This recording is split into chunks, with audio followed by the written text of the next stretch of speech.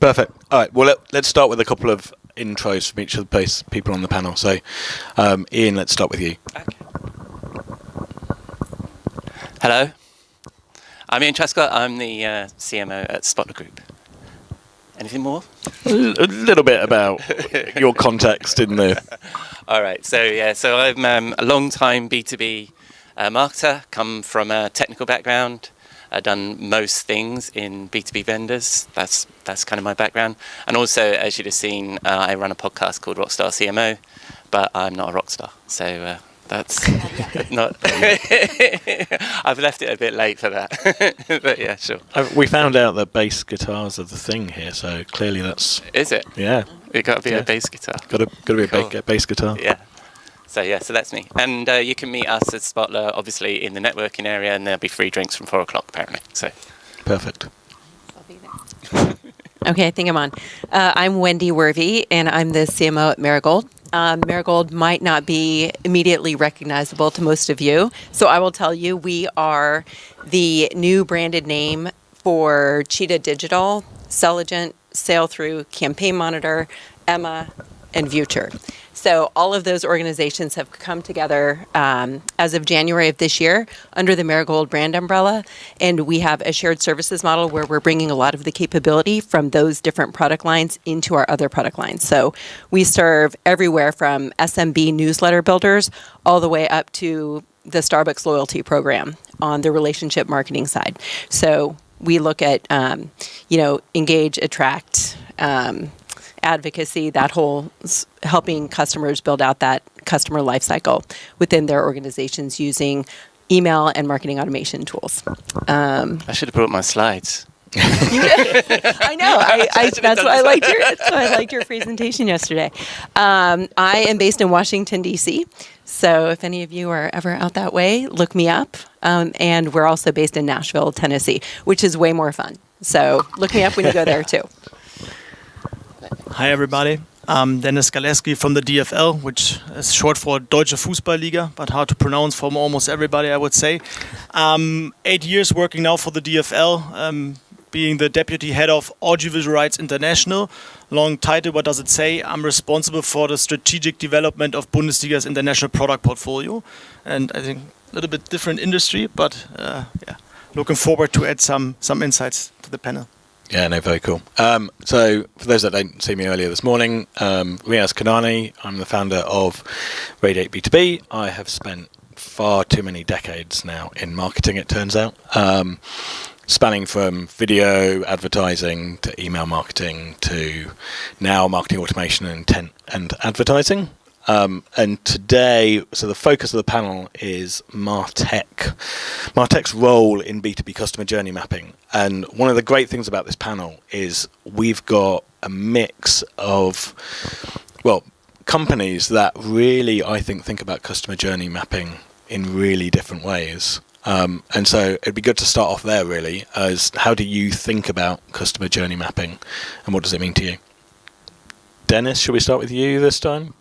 I can start, definitely. So customer journey for us, maybe I need to explain. So I'm not doing sales. So for me, I'm on the good side, I would say. As soon as once the deal is closed, we're taken over, because then we're also responsible for, I would say, the customer journey, really.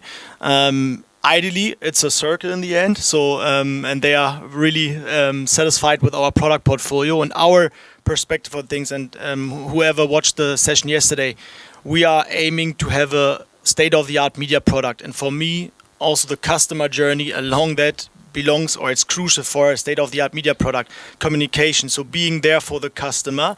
And the good thing is we do know all of our customers, because they are our 75 media partners. So it's a big but still limited group. And it's still challenging for us. But throughout the entire rights cycle, we do everything we can to satisfy and keep our customers close to us as possible. Yep. We'll come back to that, definitely. Wendy, I guess you're thinking about it a bit broader than just customers. We do.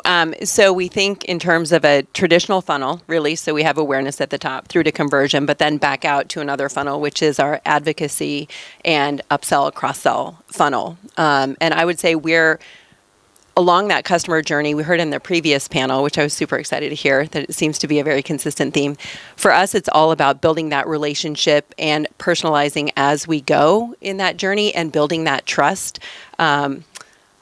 Somebody said it perfectly. When you get in too early with your BDRs, sort of hammering people, and you put these poor kids on the front lines to try and get you a meeting before you really even know who this prospect is or what they want or what they're all about, you can really ruin your chance at getting back in front of that prospect again. So we're very, very careful about how we build those relationships. We use a lot of tools and technology.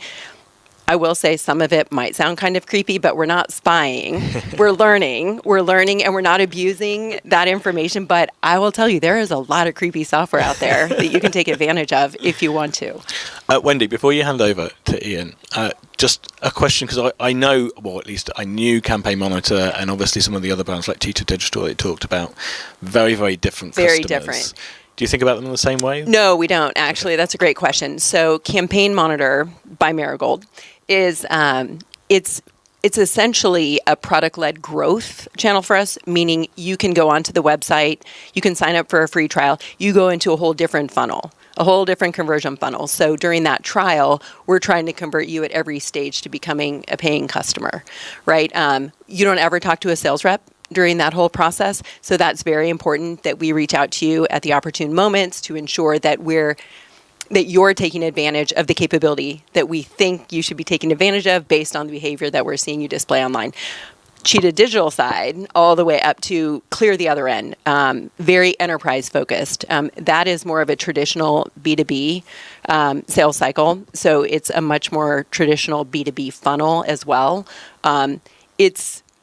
And then every brand in between are degrees of maturation between those 2 points. And they all actually require a slightly different customer journey because they're the deal life cycles, some are very short, some can take up to 18 months. And I don't know who said it in the last panel, but I loved hearing, be patient. Be patient and get it right, because if you build that trust and you create that relationship, you're going to have more longevity within that opportunity, but you're also going to have every opportunity to build that trust and show your credibility as you go. And we've learned that that's incredibly important, especially for B2B buyers today who are just getting hit up by Martech vendors everywhere. I can agree. I don't know what you're talking about. I don't know what you're talking about. Okay, so thanks. That's exactly the best practice that we've. What would I add to what you just said, which is obviously what we all do as B2B vendors, that's well articulated. The thing I would add there is I think that we as B2B marketers, and I talked about this yesterday, need to focus a bit more on the awareness phase, because I don't think it's a funnel, it's a big bucket with a little tap at the bottom, right? So, and I think that a lot of the time, I think you just mentioned that, is that sometimes we rush to assume that somebody knows they've got the problem, they understand their problem, and we're telling them about how we solve the problem, and they're like, okay. But we need to keep, and also the stat that 95% of the people that are going to buy your product or potentially could buy your product aren't in market right now. So we tend to just focus on the people that are ready to buy right now. We need to think about the other 95%. So I wanted to add something to what you just said, because a lot of what you just said, exactly what we're doing. But also that creepy software stuff. One of the things that we do is we try and enrich the data that we have on our prospects as much as we can before it gets to an SDR, before it gets to that, because there is so much information that we can feed, and that just makes that conversation much more relevant when the SDR picks up the phone, right? So that exactly what you were saying, but also use some of that. I don't like to call it creepy, but use as much of the intelligence you can get from the website as you can. And so we have a product called, I should mention some of our products. So we have a product called Spot the Leads that gives you some intel on the accounts that come in on your website, which really gives you some great insight in which accounts are interested in your products at the time. We tend to be more mid-market than the enterprise stuff that you do at Cheetah, but yeah. So yeah. We have mid-market. Yeah, I know. You've got all the products. My head is spinning with how much Wendy has to keep in her head, given all those different brands and go to market. Yeah, completely. Yeah, I'd love to ask you about the rebranding of Marigold if these people weren't here as well. That was exciting. I can imagine. Okay, I'm not sure if I want to ask this question, but the panelists are now quivering, I think. You're talking about creepiness of the data that you collect. Where's the line for you, and how do you think about that, Dennis, to start with? Because I guess you're looking at more consumer than business to a degree beyond your media partners, right? We don't have the creepy stuff yet, I would say. But for us, it's, I would say, really straightforward. And also for us, more the challenge is really to get hand-on data. Looking at the broadcaster landscape coming from traditional TV, where you get TV ratings. So there was actually, you never had any touch points with end customers. So now with the social media world out there, we are also directly, or our media partners, pushing out on social media. We have like the entire, I would say, chain from communication towards our media partners. And beyond my partner we presented yesterday, we track always already there who is open our communications. Then they are guided through our distribution portals, and from there on we have our internal BI. It's probably for you guys nothing very spectacular, but we get everything from downloads there, obviously. And then afterwards, now we are even able for each and everybody how are they using the content on the various platforms, from traditional TV, OTT to social media. And yeah, so this is for us the data we need. Yeah. And so you don't care about well, maybe you do, but you don't get right down to the individual person how much football they've watched, for example. So you don't know that. No, not. It really depends. Okay. Also, it's not an easy answer because the platforms vary. On OTT, obviously. The media partners could give us insights if they want to, or if they are contractually obliged to do so. So it really depends on the platform and on the media partner we're talking about. Okay, cool. Me first. All right. I think the line with creepiness in general is people only think it's creepy when they notice, right? So it's when you get personalization wrong, right? And I think, and that's often the conversation right now about personalization and relevancy is, you ask people, do you want to be tracked? Do you want me to track your data and that stuff? And everybody's going to say no. Would you like a better service? Would you like more relevant offers? They would say yes, right? So it's how do we couch? And at the moment, the pendulum has swung in the other direction because we as marketers have abused privacy so much that now everybody's refusing cookies and all that shit, right? But I think that, and we fucked it up ourselves because we abused it, right? And anybody who has just bought something just a minute ago goes on Facebook right now will see that bloody product being advertised to you at a discount, and you go, well, so you've got my data, you know my data, and you're abusing it. I think that's where the creepiness is, because you're trying to provide a better service and more relevant content. You're not trying to be creepy. And so I think it's also about trust, is how do you share that? It's like when you get intimate with talking to somebody and you start using their nickname, when is it okay for you to use the nickname of a colleague when you first find out, right?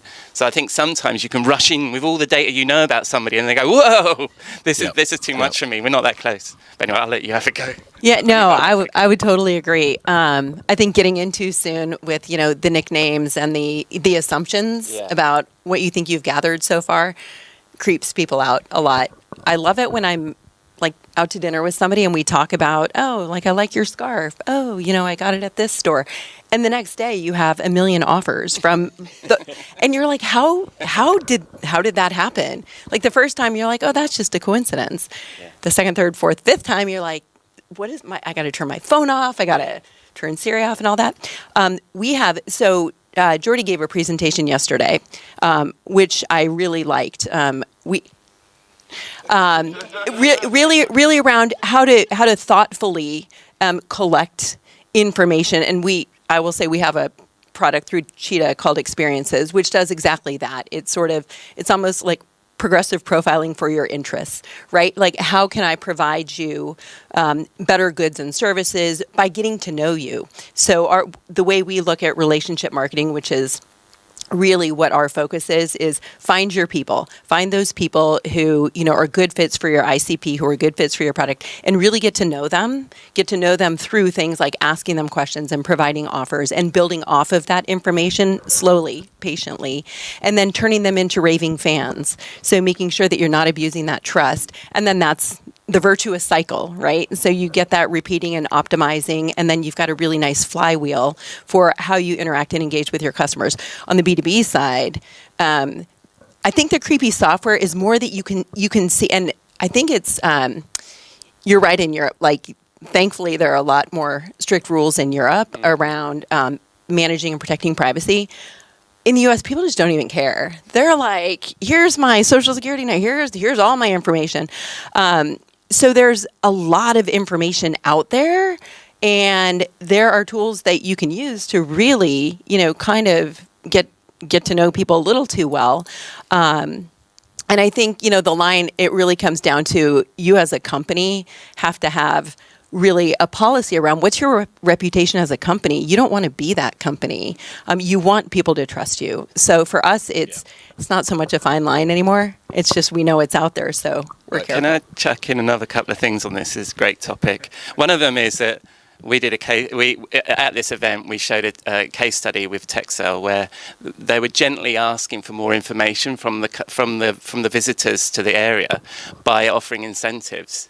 So, would you like a walking guide? When's your birthday? In a nice way. So they're gently getting to know you better and what your interests are, rather than just trying to hit you with all that stuff. But the other thing is, there's the flip side with the consumers these days. We know they know our data, right? So I think there's the opposite sometimes, where you're not personalised and you're like, you know my habits, you know what I do.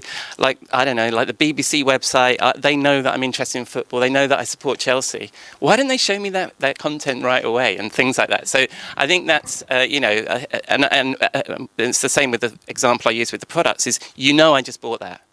Don't fucking advertise it to me again, right? So yeah. You really don't like those adverts, do you? Yeah, that's true. That's true. Sometimes the rockstar CMO does come out. It fucking comes out. Are you seeing customer journeys change today and over the last X number of years? Wendy, why don't we start you? Sure, I'm happy to take that one. So we have seen them change. I think we've seen the funnel change, right? Obviously, it's a big bucket. I totally agree with that. What we've also seen change is where I think in the past you would see marketers saw, people coming in at the top of the funnel and sort of following sort of this path through the funnel. Today, we see customers coming in at any given point in the funnel. So we can't assume that somebody who's coming to our site is just in their awareness phase. This is where some tech helps us. We can tell if they're in a buying phase, but we're just seeing them. That's actually a bad sign for us that we didn't know that they were in a buying phase. So if they're just looking at us now, maybe we're column fodder for an RFP. Maybe, somebody just said, oh, you should go look at them, but we know we're late to the game. But we have to, if we can marry up some of the tools that we have to get a real understanding of where this person is in their journey, we can serve them up the right information and not, hey, you have a problem, when we know, wait, you're down here and you've probably researched a lot of solutions so far. We need to actually get to the proof stage with you. Why are we the right partner? So that's one of the biggest changes. And then obviously the dark funnel is a big change that we've seen, which is, how do we de-anonymize the buyers? How do we find those buyers who are hidden, who we don't know are in market? And that's where I think some Martech tools are really, really helpful. And we've taken advantage of those. I've heard of one of those tools. Yeah, I hope everybody on the panel has. Tell us about your tool now. Yes, I agree completely with you. We're in agreement with everything at the moment. But yes, absolutely, people aren't following the funnel is a bit of a myth, isn't it? It is that big bucket, and then people are dropping out. The other thing is, I think that brand awareness is really important in that, because that smooths the thing. So that funnel at the bottom is actually just a water slide, and people go through those stages really quick because they know you and they trust you and they want to do business with you. So I think there's a little bit of that. And I think it's incredibly hard now to nurture, because as you say, people are coming in at all different points. So basically, I'm just going to use some different words to say what you just said. I think I agree. That In this audience, you've got the accent. Yeah. When I'm in It America, works both absolutely, ways. people think I'm smart. Yeah, so yeah. I can add just a little bit on that from a data point, because we obviously track a lot of that data and how buyers are moving in and out of the market. And what's really interesting is, we do see companies come in at the early research phase and then they just disappear. And it can be a year before they then come back, just because the project was really important. Oh no, actually not important. One quick thing on that from an email marketing perspective, I know because I'm not just because I'm representing Spotler and we've got email marketing tools as you have, but one of the things you should sometimes think about your email when it goes into somebody's inbox, it's there for in 6 months' time when somebody's interested. And I think sometimes we forget about that. We think about the instantness of it. I know that I've been in a situation where it's like, oh, we need to create a video. There were some video guys who emailed me. I should look him, and they sit there. And I think we as marketers need to think about email as that kind of platform, that it still sits there. Yeah. And it triggers something in you. And you're right. People come back 6 months, a year later. Yeah, absolutely. Yeah. And they've remembered.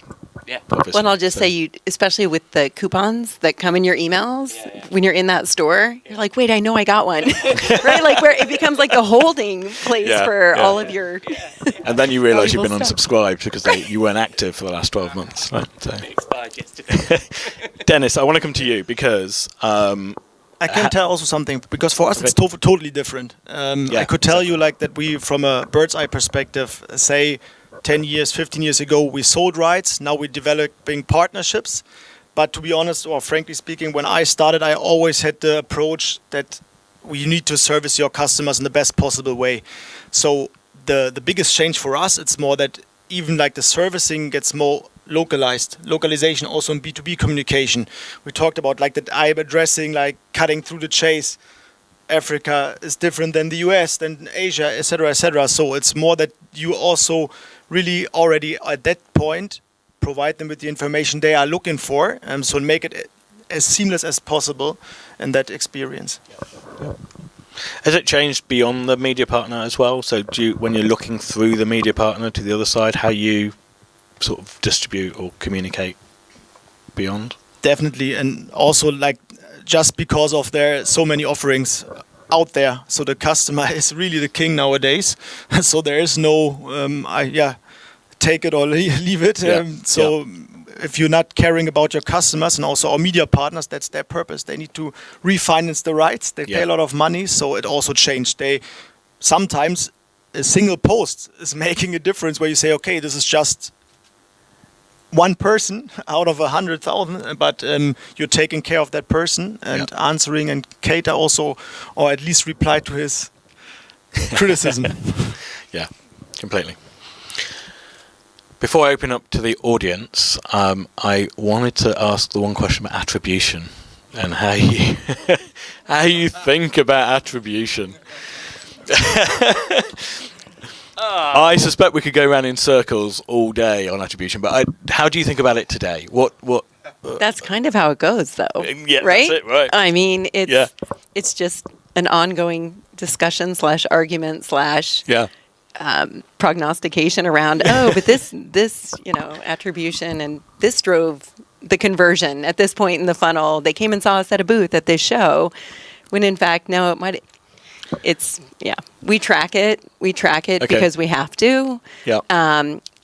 Just where you said because you have to, I assume that's because you have to report it upwards. We report it upwards because I think people have been conditioned to think that attribution is a really important metric. I think because things have changed so much and you don't exactly know when, or it's the culmination of the experience that's converting the prospect in the funnel. It's not any one thing. And so my response to my CFO, usually it's my CFO, finance guy, who wants to know, hey, what investments are paying off? What are the things that we're doing that are converting the prospects? My answer is always, take that one thing out and let's see what happens. We might not get that customer because maybe we met them at a conference. We don't want to discount this piece of it because maybe that was a really impactful experience for them. And maybe the point at which they converted was, several months later. So we look at it. It's interesting. I mean, I would be happy if it went away. I've got this one, but I only need one microphone, hopefully. Outside of our own, what we do at Spotler, I've got a great story that came from one of my regular presenters on Rockstar CMO, that guy called Robert Rose. He did an engagement with a customer, and he tells his story where he went round all of the marketing team. They weren't doing any marketing. Then they started doing all of the things, right? All of the marketings. And then their sales went up and everything was going great. And the CFO said, well, which one of these things that we're doing is the one that's winning? So he went around the business and all of them were winning. But if they were all winning, then they'd have even grown even faster. So there's multi-attribution, right? So I think that single attribution is really hard. And a former boss of mine, I was chatting to him a little while ago, and he was talking about contribution, that we should be talking about marketing contribution, not attribution. And like you say, you got to test, like, let's pull this Jenga block out and see if the whole thing falls down, or whether, you know. And I think, and we have that same struggle that you have, is that we'll run a campaign at something, and yes, form fills have gone up. This is excellent, but you can't always do the attribution. I'd love to say no, we've got it absolutely perfect. I don't know what you're talking about, Wendy, but no, it's attribution is a tough thing. But you report up to the CFO, and everybody thinks that digital marketing is completely measurable, and sometimes it just isn't. Yeah, absolutely. It just isn't. Dennis, do you have a view? I really like the perspective that you're putting. It's about contribution, because actually for us it's the same. How can we contribute with our stuff to our media partners so that they can leverage it in the best possible way? For it's, I would say, it nails actually what we are trying to do. I think that's the mission, isn't it? Now we rebrand attribution contribution. Yeah, Wendy's stealing it. We'll come back. We'll come back in 12 months. Yeah, look out for the next Marigold campaign. Okay, questions from the audience. Yep, at the back. Did you have one? No? Down? Was there a question further down? Anybody? No? You're all just brushing your hair. There we go. I don't want to be the guy that always has a question, since there is no one. I'm curious, if you look to the future, let's say the upcoming, 12 months, so short time span. Is there any trend that you currently see which, from a strategic point of view, you're already focusing on some changes in approaching the market on the short term? So not in 3 or 4 years, but maybe something that's currently already happening and you're acting on it? The obvious one is AI, generative AI, right? And how that's going to work. I think that I wrote about this, that when I look at my own inbox as a somebody that's who tries to get sold to by other B2B vendors, I'm concerned about the volume of what we can create as B2B marketers when we start using generative AI, and that's just going to overwhelm our audience. People like me will get overwhelmed, people like you. I'm sure you get the same inbox that I've got, right? So I think that's a trend. And I also, the other trend is, surely email is dead by now, right? No, I'm kidding. Finally, no, I'm joking. And I think that, and I think that all of these changes, I was joking about email. All the things about all the changes that we're seeing, I think for us, it's going to make it more important for us to build our brands, because if you're looking at things like voice search or generative AI, now people aren't going to Google for solutions. They're going to go to ChatGPT. ChatGPT doesn't give you 1,000 different options, and we can pay to be the top one. We're going to need to influence ChatGPT to, this is the way that we think about this problem, and you should come talk to us. I don't know how that's going to work. So I think that's going to be really interesting as search changes and people start to use things like ChatGPT, and the whole Google model gets thrown away, right? So for us, right, we pay Google a lot of money so that our search results appear at the top. How do we do that with voice search, with Alexa? It's going to give me one option. If I say, what's the best email marketing product in the world? It's obviously going to say Spotler, but I feel bad for you, So it's not going to say, have you considered Cheetah? Have you considered active? Who's Cheetah? We're Marigold. We are definitely going to chat about that. So I mean, those are the obvious trend is obviously AI, I think. So I don't know if that. No, I would say the same. I think what we've really been looking at is how do we influence the algorithm Yeah. and how do we feed it in the right way so that we are setting ourselves up for exactly when people are going to be starting to use it in that way. And that's actually been really interesting because there aren't a lot of examples of people having done it and done it well. So, and we're also looking at how do we use generative AI, not to generate those sorts of things, but really how do we use it in a constructive way in marketing for things like SEO, and how do we marry it up with other tools to really optimize what we're doing and to help scale faster what we're doing. But I think that's what keeps me up at night. Yeah, and you're going to need to, and this is going to be the same for consumer brands as well. It's the reason why brand is going to be so important is you're going to ask, if voice does take off, you're going to need somebody to ask for Adidas. No, I haven't got Adidas on at the moment. Adidas trainers or Reebok or Puma, who were talking earlier on, so that trainer comes up, not just a generic black trainer. So the brand name is going to be important, right? Which is why it's crazy that Twitter went to X, right? Anyway, so that's. Oh, you've got my phone. You actually touched on an area that I wanted to touch on, which is the switch off of third-party cookies, which is coming in the next 12 months. And how's that going to impact on you in terms of your go-to-market? And what are you thinking about with it, basically, I guess? Ian, do you want to start? I think that's probably more of a B2C challenge, and we'll probably switch off the shit that I was just talking about in terms of what we see in our social feeds. I think for us, that's the big thing for me is because I talk a lot about trust, and I think that first-party data, we are going to just get better at using our first-party data, and we're going to get better at earning the data that we own. And I really don't think it's going to hugely impact B2B the way that maybe it will in B2C. Yep. And I think for us as consumers, it may make things better. But I think for B2B, I don't think we're going to. And maybe one of my team wants to say, no, I'm really scared, Ian, but I don't think any of us are, to be honest with you. Yeah, from a B2B perspective, not that concerned, but we do sell essentially B2B2C. So most of our businesses sell to consumers. And we've seen a definite uptick. We have a product that focuses on zero first-party data capture. We've seen interest rise in that quite a bit. And I think a lot of folks are looking more and more at the importance of having solutions like that in place, which again is allowing you to collect information in a responsible way so that you're providing a benefit rather than just taking info. Yep. Yeah, nicely done. I mean, it ties right back to what you were saying. We were talking about earlier on with privacy, wasn't it? Yeah. And you're we're going to need to earn that first-party data, but we're better for it. Those people will be engaged with us, So I think it's a better way. Yeah, good. Dennis, do you think about third-party cookies at all? Is it something? No. Doesn't affect us all. I didn't think it did, but thought I'd make sure. Any other questions? No, we all good? Okay, I think I've got one more I can ask. We sort of covered it. Oh, okay. In terms of the that dark funnel piece and thinking about attribution, obviously we don't get a lot of.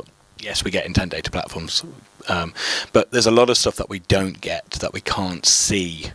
How do you think about that in terms of trying to understand which of those aspects are working or not working? So, for example, somebody talking in Reddit or commenting on a random post that is not connected to you at all, but they're mentioning you and that sort of thing. How do you worry about those sorts of conversations that are happening? So those are inputs for us, right? So those sorts of things we don't really look at from a B2B perspective. What we're really looking at is we do look a lot at LinkedIn. So we're looking at what people are posting. We're matching that up with what we're seeing with our intent data. So we do have an intent data platform that gives us that. And what we like to see is, hey, that will give us some indication as to where they truly are, and it informs more of the intent data is sort of, it's a good snapshot sort of point in time, but if we can marry it up with more real-time information, we can actually be more personalized. And a lot of times we'll see, it will allow us to then maybe comment on the post. It will allow us to be more relevant in our outreach and interactions with folks to, again, build that trust, let them know that, hey, we're not being creepy they might think we're being creepy, but I don't think that we are, because it's usually in context. It's not in a salesy mode. It's in a get to know you mode. Yeah.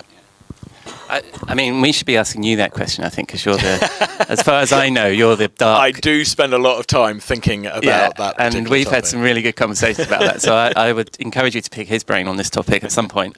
But I think some of the things you mentioned there were, things like Reddit posts and stuff that happens on social media. There's two approaches to that. One, of course, is social media monitoring, which we have a tool for that, and brand monitoring. But one of the other things is, you need to be where that community is. So, for example, like for us sponsoring this event, or when we did Email Expo, is because these are our people, right? Yeah. So I hope you think of yourselves as our people. So it's being active in the community, in those kind of groups that are forming the opinion and defining your category and all that kind of stuff. So it's not just about monitoring from behind your screens. You've got to sort of start contributing to some of these communities. Absolutely. The other thing I think that data offers you is the ability to learn how is it that the potential buyer is talking about the problem, right? You, as a marketer, are sat in some nice, windowless hotel room with a whiteboard going, I think we should use these highfalutin words, right? And actually the customer refers to it in a completely different way. So I think there's a lot of intel in that space that happens before they choose us as a category, where you can sort of learn about what the problem is that the people are trying to solve. Well, hopefully contribution is going to be the word they're using. I have to give credit to Grant Johnson, my former boss, on that. I didn't make that up. All right. Attribution there. Attribution. Yeah, I did attribute it. He contributed to my podcast. Go on, Jordan. We've got time for one last question. Yes. As to the actual customer journey mapping and creating content, etc., like how do you see the different stages in the customer journey, and how do you map content or contribution onto that, if at all? I think if at all is probably a good answer, because I think, as we discussed just a moment ago, the customer journey is all mixed up now. So basically what I think we need to start offering isn't like a 7-course taster menu of going really through. We need to offer a buffet, which is, at this point, I'm interested in how does the product look and feel? What's the pricing like? Or what's the problem? So you need to understand the needs of your consumer and of your customer and build content for every part of that. So I'm a big advocate of building, like I know you talked about building personas yesterday, which is really good, but think about their needs. What is it that how can we help them and to solve their problem? And their problem might be, how do I buy software?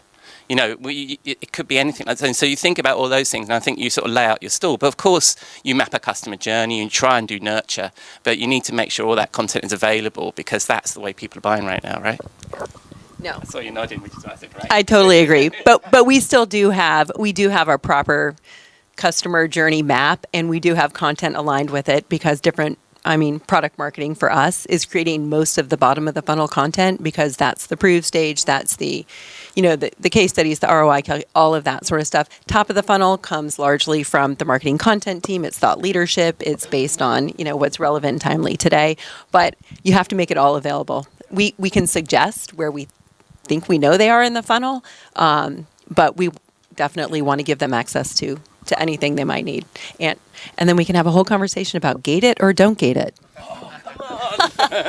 That's a conversation still. I love this conversation. Dennis, do you want to add anything? Yeah, for us, it's actually, we are in the lucky position that everybody's interested already in our content. But what we do actually, that's where we use AI, that we give to our customers. May I ask from which country you are? Netherlands. Okay, Viaplay in the Netherlands, our customer. So we say we have a tool.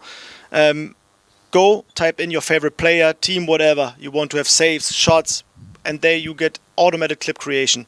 So they actually use our AI tool and can ingest it via our platform, and they generate clips you can add your end card, graphics, whatever is already ready to air. So taking it to the next level, providing our tools we used internally already, say now you get access, it's very easy to use, and I think this is then almost the next level.